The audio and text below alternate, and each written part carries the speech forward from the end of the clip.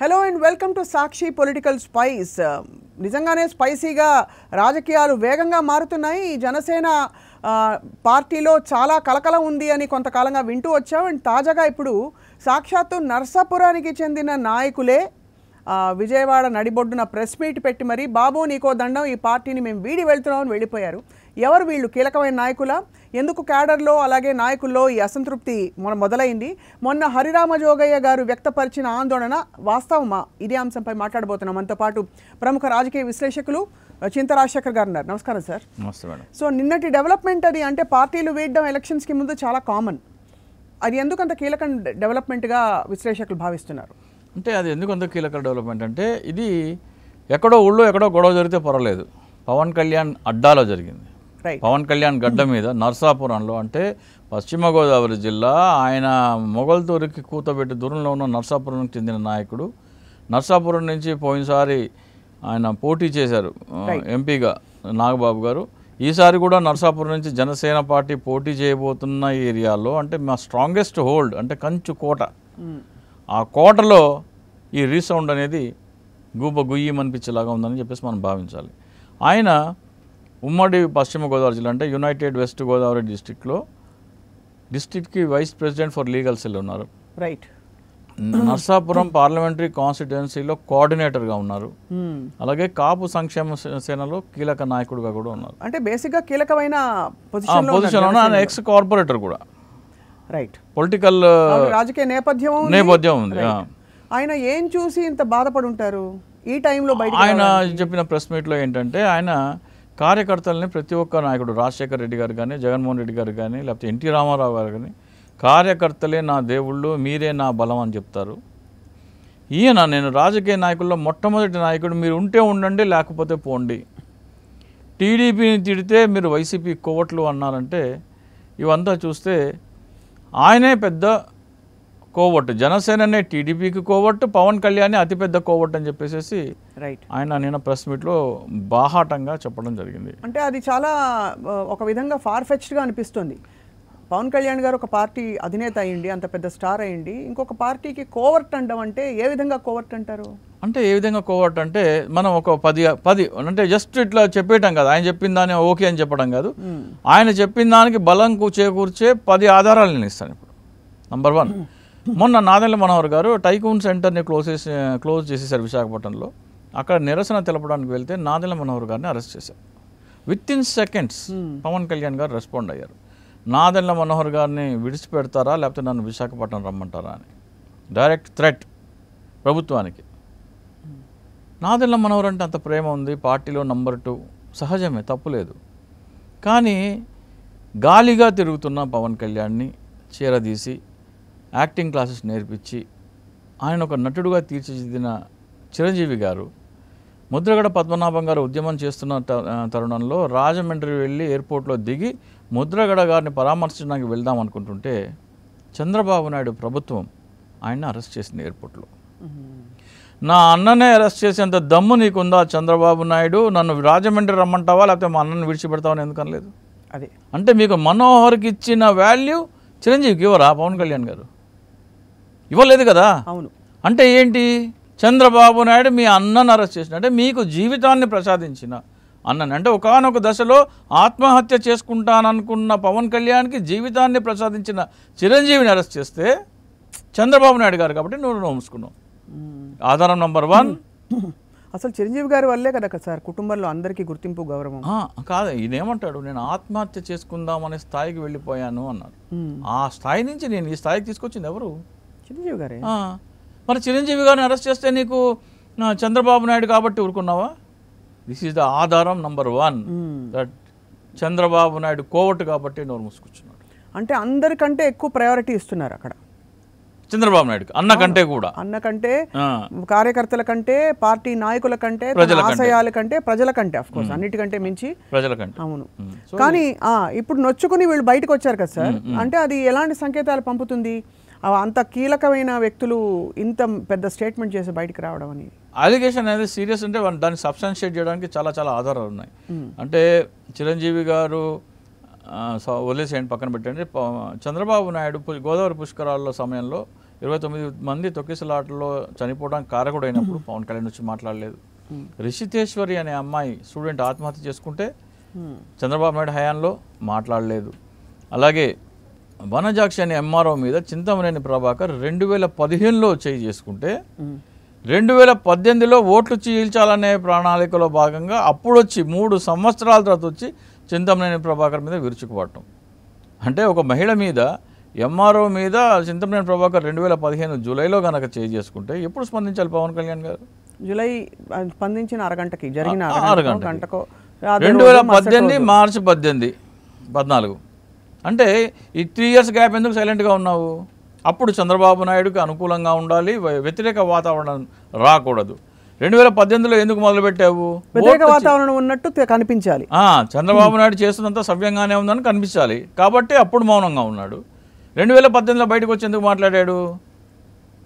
ప్రజా వ్యతిరేక ఓటు చీల్చాలి కాబట్టి మాట్లాడాడు. అవును. సో ప్రత్యేక హోదా విషయంలో జగన్మోహన్ రెడ్డి గారు జంతర్ మంతర్లో దీక్ష చేశారు, గుంటూరులో నిరవాధిక నిరాహార దీక్ష చేశారు. ప్రత్యేక కాలేజీ ఖాళీ తిరిగి యువైబేరియన్ పెడుతున్నారు. చంద్రబాబు నాయుడు ఎన్డీఏలో పార్ట్నర్ కాబట్టి మాట్లాడలేడు. కానీ ప్రజలందరూ యువతంతా జగన్మోహన్ రెడ్డి వెళ్ళిపోతుంటే ఏం చేయాలి? యువతకి బ్రాండ్గా ఉన్న అంబాసిడర్గా ఉన్న పవన్ కళ్యాణ్ చేత ప్రత్యేక హోదా కోసం 2 మీటింగ్లు పెట్టాలి. పోరాటం చేస్తాను, అది చేస్తాను, ఇది చేస్తానని. చంద్రబాబు నాయుడుకి సేవ ఏది చేసినా అంటే ఫ్యాక్ట్ ఫైండింగ్ కమిటీ అని ఒకటి పెట్టారు. రైట్. ఫ్యాక్ట్ ఫైండింగ్ కమిటీ ఎందుకు పెట్టారు? కేంద్ర ప్రభుత్వం నుంచి రాష్ట్ర ప్రభుత్వానికి రావాల్సిన నిధులు ఎన్ని బాకీ ఉందని. మొత్తం దాంట్లో మన జయప్రకాష్ నారాయణ గారు, ఉండవల్లి అరుణ్ కుమార్ గారు, రిటైర్డ్ హోమ్ సెక్రటరీ పద్మనాభయ్య గారు, జస్టిస్ గోపాల్ గౌడ్ గారు, ఐవీఆర్ కృష్ణారావు గారు, వీళ్ళందరినీ పెట్టి ఒక కమిటీ వేసి పవన్ కళ్యాణ్ ఏం చెప్తాడు? కేంద్ర ప్రభుత్వం ఆంధ్రప్రదేశ్ ప్రభుత్వానికి 80,000 కోట్ల రూపాయలు బాకీ పడింది, అది రాలేదు కాబట్టి చంద్రబాబు నాయుడు సరిగ్గా డెవలప్మెంట్ చేయలేదని ఫ్యాక్ట్ ఫైండింగ్ కమిటీ ఒకటి వేసాడు 2018లో. 2019 ఎన్నికలు అయిపోయినాయి. ఈ 5 సంవత్సరాలు ఫ్యాక్ట్ ఫైండింగ్ కమిటీ ఎందుకు ఇలా? అది ఆ రోజు నన్ను చంద్రబాబు నాయుడు కోసం చేసావా, ఆంధ్రప్రదేశ్ రాష్ట్ర ప్రజల కోసం చేసావా? ఆంధ్రప్రదేశ్ రాష్ట్ర ప్రజల కోసం చేస్తే ఈరోజు కూడా చేయాలి. ఇప్పుడు ఒక విషయం చెప్పండి సార్, ఇప్పుడు పార్టీని నాయకులు వీడి వెళ్ళడం సహజమైన పరిణామం. అది అంటే అక్కడక్కడ అసంతృప్తుల వల్ల వెళ్ళే వాళ్ళు ఉంటారు, వాళ్ళ గుర్తింపు లేదు, పదవులు ఆశలు ఇవన్నీ ఉంటాయి. అవును. ఈయన కంటెస్టెడ్ కాదు, పదవులు ఆశించలేదు, రైట్, పదోన్నతి కోరుకోవట్లేదు. కానీ ఎందుకంటే జనసేన నాయకులు మొన్న ఆర్కే గారి రెసిగ్నేషన్ ని ప్రస్తావిస్తున్నారు, ఏమన్నా మాట్లాడితే ఆయన రిజైన్ చేశారు, దాని గురించి ఎందుకు మాట్లాడరు అని. సో దానికి ఏం సమాధానం చెప్తారు ఒక విశ్లేషకుడిగా మీరు? అంటే ఇక్కడ జగన్మోహన్ రెడ్డి గారు ఒక ఓసీ సామాజిక వర్గానికి చెందిన, అంటే తన సొంత సామాజిక వర్గానికి చెందిన 2 తొలగించి అక్కడ బీసీలకు సీట్లు ఇస్తున్నారు. డెఫినెట్గా అక్కడ అసంతృప్తి ఉంటుంది. డెఫినెట్గా అరే నేను కూర్చోవాల్సిన సీట్లో వచ్చి ఇంకోళ్ళు కూర్చుంటున్నారంటే అంటే ఆయన తెలిసి ఒక డెలిబరేట్ చర్య, ఒక సామాజిక న్యాయం కోసం చేసిన చర్యకి ప్రతిచర్య ఇది. ప్రతిచర్య అంటే ఆయనకి సొంత వాళ్ళే సొంత వాళ్ళని కూడా త్యాగం చేస్తున్నాడని చెప్పుకోవడానికి ఒక నిదర్శనం అది. దానిని ఆయన ఉన్నత భావాలని మరి వీళ్ళు ఎందుకు స్వీకరించి ఆయనకు అండగా నిలబడలేకపోతున్నారో నాకైతే అర్థం కాదు.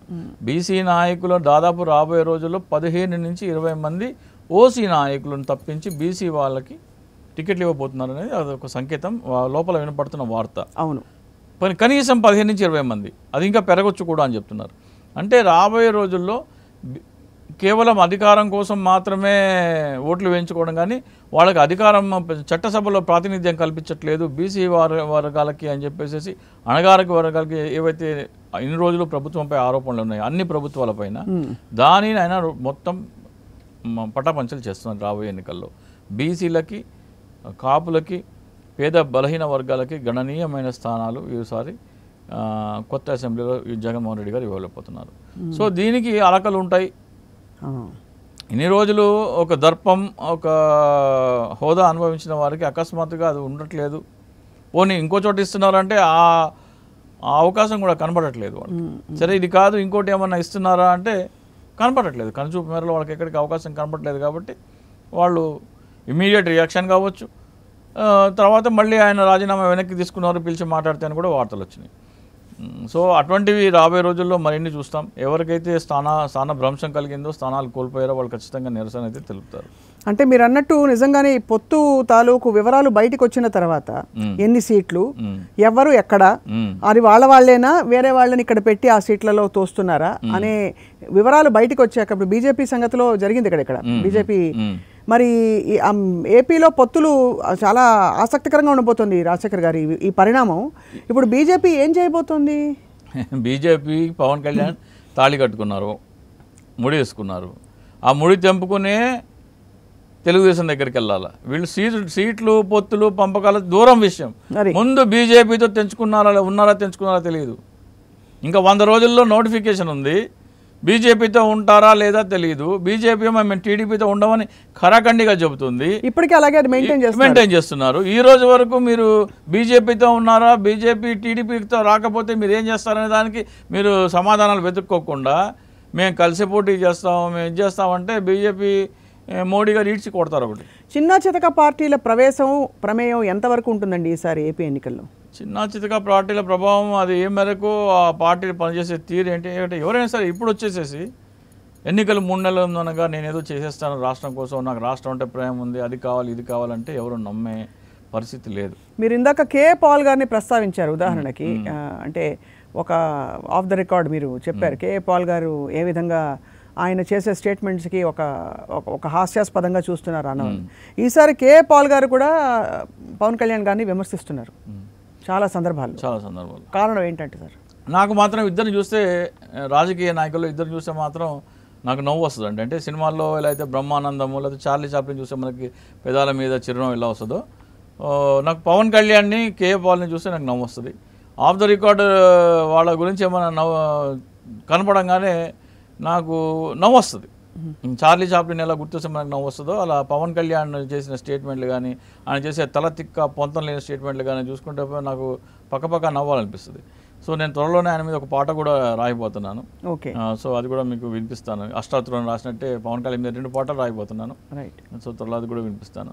సో వాళ్ళు ఎటువంటి ప్రభావం చూడలేదు. నాకు తెలిసి కేఏ పాల్లో ఉన్న రాజకీయ పరిణితి అంటే కేఏ పాల్ ఏం చేస్తారంటే తాను 162 దేశాల అధ్యక్షులను కలిశాను, వాళ్ళ ఫోటోలు ఉన్నాయి సార్, నిజంగా ఉన్నాయి. కానీ ఆయనకు విమానం ఉన్నది కూడా నిజం.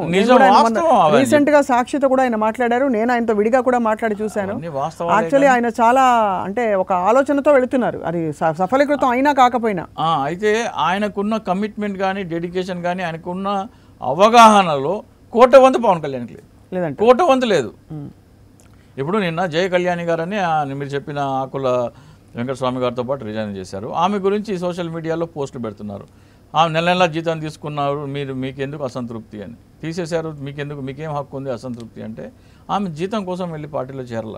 ఆమె దాదాపు 14 నుంచి 15 లక్షల ప్యాకేజీలో ఉండగా ఆమె జాబ్ వదిలేశారు. జాబ్ వదిలేసి ఇక్కడికి వచ్చారు. జాబ్ ఎందుకు వచ్చారు? నేను ఒక భగత్ సింగ్ని, నేను ఒక చెగువీరాని, నేను ఒక చంద్రశేఖరాన్ని, నేను సుభాష్ చంద్రబోస్ని, నేను ఝాన్సీ లక్ష్మీబాయి ఆదర్శాలు నాకు కావాలి అని చెబితే వాళ్ళు ఉద్యోగాలు నమ్మి వచ్చారు. వచ్చిన తర్వాత ఈ రోజున పవన్ కళ్యాణ్ ఏంటో తెలుసుకున్నారు. తెలుసుకున్న తర్వాత వాళ్ళ కనువిప్పు కలిగింది, ఓహో పవన్ కళ్యాణ్ నిజ స్వరూపం ఇదా అని. అందుకని వాళ్ళు బయటికి వెళ్ళిపోతే మీరు ఉద్యోగానికి పనిచేస్తుంటే ఆమె పనిచేసింది 6-7 సంవత్సరాలు అయితే ఆమె జీతం తీసుకుంది కేవలం 1.5 సంవత్సరం మాత్రమే. అంతకుముందు ఆమె సాలరీడ్ కాదు, వాలంటీర్గా పనిచేసింది. నంబర్ 1, ఆమెకి అంత అవగాహన లేదు, అంత విజ్ఞానం లేదు అన్నారు. ఆమె 10th క్లాస్లో కానీ, ఇంటర్మీడియట్లో కానీ, డిగ్రీలో కానీ 95% అబోవ్ స్కోర్ చేసిన విద్యార్థిని. ఆమెతో ఉద్యోగంతో ఆమె అంటే 7 సంవత్సరాల క్రితం ఆమెతో పాటు ఉద్యోగం చేసిన వాళ్ళు, సేమ్ శాలరీ తీసుకుంటున్న వాళ్ళు ఈ రోజున ₹1 కోటి ప్యాకేజ్ తీసుకుంటున్నారు ఏడాదికి. అంటే చాలామంది ఎలా అయితే మనం సందీప్ తను సివిల్స్ రాస్తూ మానేసుకుని తన ఐడియాస్ ఇక్కడ మలుచుకున్నాడు, అలా చాలామంది నాయకులు వాళ్ళ పర్సనల్ ప్లానింగ్లు పక్కన పెట్టి ఒక ఆశయం కోసం, ప్రజల కోసం ఒక కొత్త శక్తి వస్తుందని వచ్చారు. కాబట్టి అలా అంటే సోషల్ మీడియాలో వాళ్ళు జీతం తీసుకుని వెళ్ళినా తీసుకోకుండా వెళ్ళినా అవన్నీ పక్కన పెట్టి అసంతృప్తిగా ఒక పార్టీని వీడి లేకపోతే ఒక గ్రూప్ని వీడి వెళ్ళిపోతున్నారంటే, అది కూడా వాళ్ళు ఈ పాయింట్ చెప్పి మరీ వెళ్తున్నారు, బాబు నీకో దండం అని చెప్పి వెళ్తున్నారంటే that speaks about the position. అవును, అక్కడ అట్మాస్ఫియర్ ఏంటి, సిచ్యువేషన్ ఏంటి, ఇలాంటివి ఇంకా ముందు చూడబోతున్నావా? త్వరలో చూడబోతున్నాం. మరో వారంలో ఇంకొకళ్ళు వస్తున్నారు. ఓకే, అంటే ఏంటో మరి అందరూ నా ఫోన్ చేసి ఏంటండి ఏం చేయమంటే, మీరు కూడా ఒకప్పుడు ఆ పార్టీ అంటే జనసేన నుంచి బయటకు వచ్చిన మొట్టమొదటి వ్యక్తి నేను. 2019 ఎన్నికల తర్వాత బహుశా నేనే మొట్టమొదటి వ్యక్తిని. ఎన్నికల ఫలితాలు వచ్చిన వెంటనే నేను నిరసన కళం మొదలుపెట్టాను. ఆ రోజున జేడీ లక్ష్మణ్ గారు ఇంకొన్నాళ్ళు వెయిట్ చేస్తే బాగుండేది అన్నారు. జేడీ లక్ష్మణ్ గారు ఎప్పుడు 31 మే 2019లో ఇంకొన్నాళ్ళు వెయిట్ చేసి ఉంటే బాగుండన్నారు. ఇప్పుడు ఆయన కూడా బయటకు వచ్చారు. ఆయన కూడా త్వరలో ఏడాది తర్వాత ఆయన కూడా బయటకు వచ్చేసారు. మనసా వాచా కర్మణ నేను చెప్తున్నాను. వీళ్ళు ఏమైనా ఇన్సిడెంట్లో చెప్పారా sir last before we wind up? Jaya Kalyan గారు కానీ ఆయన 4-5 ఉదాహరణలు చెప్పారు. ఏంటంటే ఆయన నువ్వు 2 కుటుంబాల చేతిలోనే అధికారం ఉండిపోతుంది గత 3 దశాబ్దాలుగా ఆంధ్రప్రదేశ్లో. ఆ అధికారాన్ని తీసుకొచ్చి బడుగు బలహీన వర్గాలకు చెందేలాగా నేను అప్పగిస్తా అన్నావు. ఈ రోజునేమో నువ్వు చెప్పిన 2 కుటుంబాల్లో ఒక కుటుంబానికి అధికారం ఇవ్వాలని నువ్వు అంటున్నావు. అదొకటి చెప్పారు. అలాగే నువ్వు చెప్పిన ఆశయాల్లో ఏవి నువ్వు ఆంధ్ర భావన ఉండాలి అని చెప్తున్నావు. ఆంధ్ర భావన ఉంటే నువ్వు మరి ప్రత్యేక హోదా పోరాటం ఎందుకు చేయలేదు? అట్లా 4-5 ఎగ్జాంపుల్స్ అని చెప్పారు. పవన్ కళ్యాణ్ వైఫల్యం చెందిన అంటే మాటలు చెప్పి విఫలం చెందిన అంశాలు 4-5 చెప్పారు. 4-5 చెప్పిన తర్వాత స్పష్టంగా ఆయన చెప్పిన దాంట్లో స్ట్రెంగ్త్ అనేది నాకు కనపడింది. జయ కళ్యాణ్ గారు కూడా అంటే ఆమె మొదటిసారి మీడియా ఫేస్ చేస్తున్నట్లు ఆమె కొద్దిగా బెరుకు కనపడింది, ఆ భయం. అంటే ఏదైనా ఒకటి సార్, క్లియర్గా ఒక ఆశయం ఏదో ఉంటే తప్పకుండా కంటిన్యూ అవుతారు. అసంతృప్తులున్నా కంటిన్యూ అవుతారు. ఎందుకంటే అసంతృప్తులు కుటుంబాల్లో కూడా ఉంటాయి. ఆశయం సాధించే దిశగా పవన్ కళ్యాణ్ పయనం లేదు. ఇప్పుడు మనం హైదరాబాద్లో ఉన్నాము, నేను కాశీకి బయలుదేరుతున్నాను, ఉత్తరం వైపు వెళ్లకుండా దక్షిణం వైపు ప్రయాణిస్తుంటే నువ్వు చెప్పేదానికి చేసేదానికి పొంతం లేదంటే కనబడుతుంది. అది మీరు కాశీ వెళ్తుంటే మీరు నాగ్పూర్ వైపు బయలుదేరాలి, కానీ మీరు చెన్నై వైపు బయలుదేరుతుంటే మీరు చెప్పేది ఒకటి మీరు చేసేది ఒకటి అని అర్థం అవుతుంది. అదే సో అది లుకింగ్ లండన్ టాకింగ్ టోక్యో అంటారు. కరెక్ట్, అంతేనా? అంతే. సో ఆ విధంగా అయితే మరి చూద్దాం సార్. మరి ఇది కీలకమైన డెవలప్మెంట్. ఎందుకంటే ఇది మామూలు నాయకులు కాదు, ఎవరో నాయకులు కాదు, ఆఫీస్లో పనిచేసే స్టాఫ్ కాదు. We're talking about Narsapuram. Pavan Kalyan ఇంట్లోనే రీసౌండ్ వస్తుంది. అయితే ఆమె కూడా చిన్న పోస్ట్ ఏం చేయలేదు. సందీప్ ఏమో రిసెప్షనిస్ట్గా చేస్తే ఆమె organising secretary. She was incharge for Veera Mahila Vibhagam for ఇది. అంటే ఎంతమంది ఉన్నారు సార్ ఇప్పుడు వీర మహిళలు? ఉన్నారు, చాలామంది ఉన్నారు. సో వాళ్ళ అందరినీ మోటివేట్ చేసి పోస్టులు పెట్టించి వాళ్ళని కార్యక్రమాలు చేయించి ఈమె ఒక విషయం చెప్పారు. ఝాన్సీ లక్ష్మీబాయి జయంతి చేద్దామని పార్టీ ఆఫీస్లో ఒక ఫోటో పెట్టి పూలమాల వేద్దామని చెప్తే హరిప్రసాద్ అనే వ్యక్తి ఇటువంటి నాన్సెన్స్ పెట్టపాకండి, ఇటువంటి మాన్స్ మన ఆఫీస్లో వద్దండి అని చెప్పారు. అంటే గొప్పగా చెప్పి గొప్ప వ్యక్తుల నుంచి ప్రసంగాలు మాత్రమే గొప్పగా చెప్పుకుని వాళ్ళని మేము గొప్పగా కీర్తిస్తాము, ఆ గుణగణాలు ఉన్నాయని మాలో ఉన్నాయని చెప్పుకోవడమే కానీ ఆచరణలో వాళ్ళ వర్ధంతి చేయడానికి కూడా వాళ్ళకి నాన్సెన్స్ లాగా కనబడుతుంది. రైట్ చింతరాజశేఖర్ గారు, వేచి చూద్దాం. నిజంగా అంటే జనసేనలో కలకలం రావడం అన్నది, నాయకత్వంలో స్పష్టత లేకపోవడం అన్నది అది కొత్త విషయం కాదు. కొంతకాలంగా చాలామంది మాట్లాడుతున్న విషయం. ఇది నిజంగా ఎన్నికల సమయంలో ఎలా పరిణమిస్తుందో వేచి చూద్దాం. ఎందుకంటే ఇక్కడ తెలంగాణలో పోటీ చేశారు, మరి ఏపీలో రిలేటివ్లీ బెటర్ పర్ఫార్మెన్స్ ఉంటుందని బికాస్ అది ఇల్లు కాబట్టి, ఏపీ కోర్ కాబట్టి చూద్దాం. అంటే చాలామంది ఏంటంటే జనసేనకి అధికారం వస్తుంది అని జన సైనికుల్లో చాలామందిలో భావన ఉన్న ఈ రోజుల్లో వచ్చేస్తుంది మనకు అధికారం అని అక్కడే ఉండి కంటిన్యూ అవ్వాల్సిన వాళ్ళు కూడా అక్కడ తప్పుల్ని చెప్పి బయటికి ఇస్తున్నారంటే పవన్ కళ్యాణ్ చెప్పేది ఒకటి చేసేది ఒకటి అని చెప్పేసి వాళ్ళు రైట్. మీ సమయం కేటాయించినందుకు ధన్యవాదాలు చింతరాజశేఖర్ గారు. నమస్కారం and thank you all for watching.